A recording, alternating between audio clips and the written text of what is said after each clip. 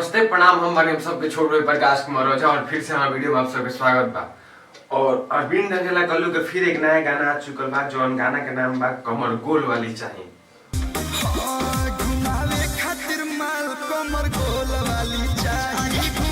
और गाना का गाना बा यार, गाना तो दिल जीत लेता है। गाना के बात करी तो गाना आशुतोष तिवारी लिखले बाड़े और जरा में अरविंद अकेला कल्लू के साथ गिरे बड़ी पूजा यादव सिंगर जो गए बड़े अरविंद अकेला कल्लू के साथ, और एक म्यूजिक वीडियो बड़े आर्या शर्मा। और गाना में जो एंट्री देखी तनी एक बार, एंट्री स्टार्टिंग देखिए वाला सीन जो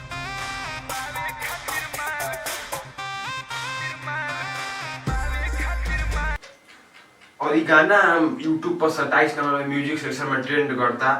और गाना में एकदम वीडियो एकदम मजा में एकदम हर एक एक्शन कुछ अलग तरीका से भइल बा शूट गाना। और अगर गाना में पर्सनली हमारा हॉई लाइन बहुत अच्छा लागल, एक बार जो हॉई लाइन सुनी गाना के।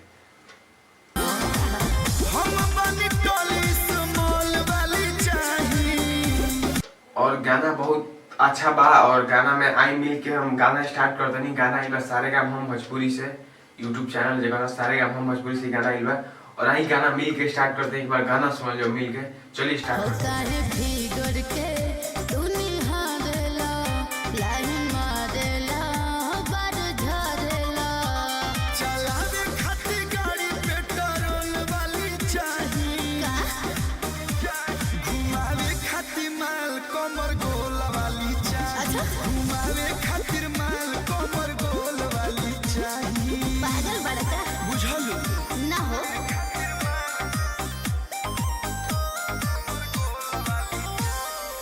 हम वीडियो क्वालिटी बहुत अच्छा है, जल्दी जो पूरा खतरनाक।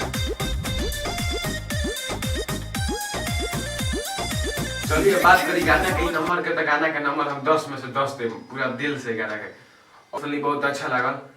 और चलिए गाना का बहुत ज्यादा सपोर्ट करी और शेयर करी। जे भी नया बार भी देखला कॉलो के फैन बा कमेंट करो ये गाना कैसन बा। चलिए धन्यवाद, मिलते नहीं ऐसे वीडियो में नया लेके। जय हिंद।